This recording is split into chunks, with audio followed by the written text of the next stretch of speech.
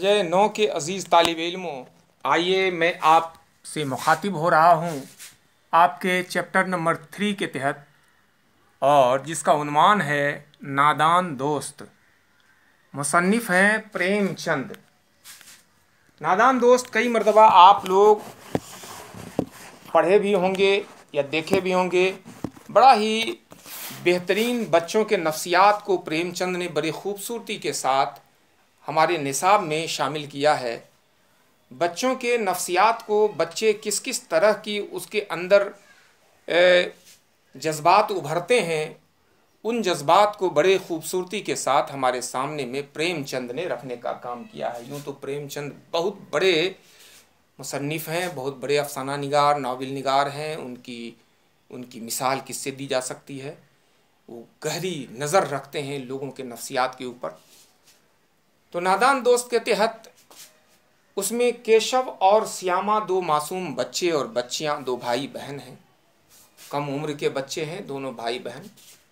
एक रोज़ उन्होंने अपने घर के अंदर जो है वो छत के कोने में उसने देखा, कार्डन्स जो होता है उस पर देखा कि कुछ चिड़िया जो है वो आती है और जाती है, आती है और जाती है, आकर बैठती है, फिर उठकर चली जाती है। उन्होंने सोचा कि वहाँ उसके अंडे होंगे और उसमें से ज़रूर बच्चे निकलेंगे।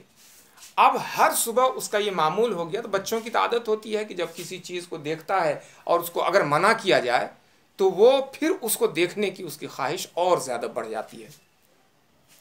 लिहाजा वो समझ रहे थे कि इसमें बच्चे निकलेंगे, अंडे होंगे, है कि नहीं। तो अब वो हर सुबह उसका मामूल होता, आँख खुलता और वो वहाँ पर पहुँच जाता कॉरिन्स के पास और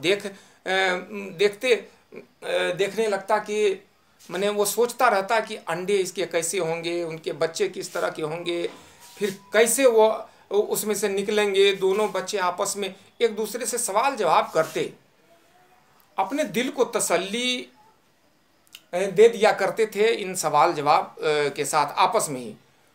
उन्हें खाने पीने को की भी कोई परवाह नहीं रहती थी। इसी तरह 3-4 रोज़ गुजर गए और उन चिड़ियों के बच्चों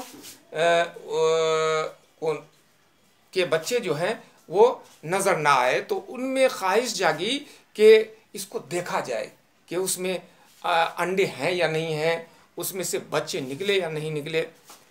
कार्निस काफ़ी बहुत जो था वो कार्निस काफ़ी ऊंचा था, लिहाजा केशव और श्यामा का हाथ वहाँ तक तो जा नहीं सकता था। ऊंचा तो होता है कोना, तो वहाँ तक तो जा नहीं सकता था। इसलिए केशव और श्यामा को फिक्र थी कि बच्चे निकल आए तो दाना किस तरह खाएंगे, कहीं बच्चे भूखे न मर जाएं, गर्मी के दिन हैं, प्यास लगेगी तो पानी कैसे पिएगा।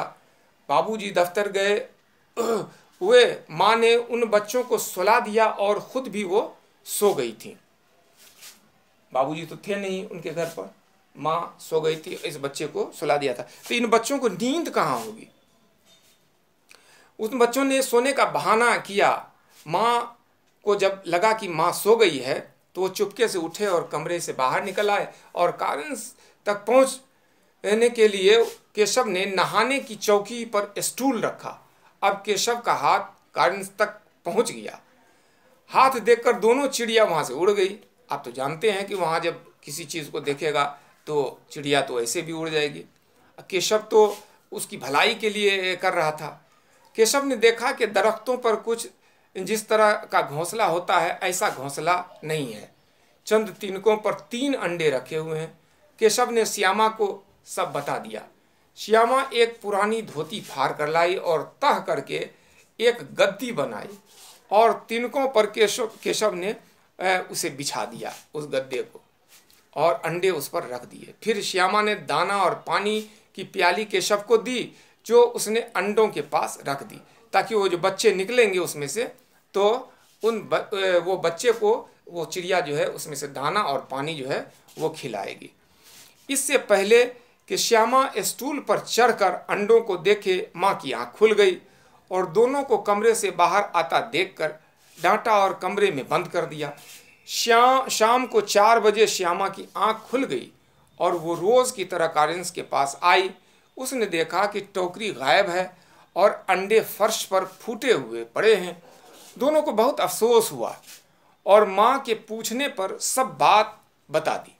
माँ ने केशव से कहा, किसी के छूने से चिड़िया के अंडे जो हैं वो गंदे हो जाते हैं। चिड़िया फिर उन्हें नहीं सहती। केशव ने रोनी सूरत बनाकर कहा, तो क्या मैंने अंडों को गंदा कर दिया? अम्मा। माँ को हंसी आ गई। केशव को कई दिन तक अपनी गलतियों का अफसोस रहा। वह इस बात पर अक्सर रोता कि अंडों की हिफाजत का ख्याल करके उसने अंडों ही का सत्यानाश कर डाला। इसके बाद दोनों चिड़िया वहाँ कभी दिखाई नहीं दी। तो इस तरह से दोस्त जो होता है वो किसी की भलाई करता है, लेकिन नादानी वाली भलाई जो होती है वो दुश्मनी में तब्दील हो जाती है। लिहाजा दाना कहा जाता है कि नादान दोस्त से बेहतर होता है दाना दुश्मन। दाना दुश्मन, अक्लमंद दुश्मन अगर होता है तो वो नादान दोस्त से बेहतर होता है। तो आज के नशिस्त को हम यहीं इस कहानी के साथ ख़त्म करते हैं और आप लोगों से ये कहते हुए इजाज़त लेते हैं कि अगले नशिस्त में जब हम आएंगे तो इनके सवालात पर गौर करेंगे। अपना ख्याल रखिए और अपनी तालीम को जारी रखिए। बहुत बहुत शुक्रिया।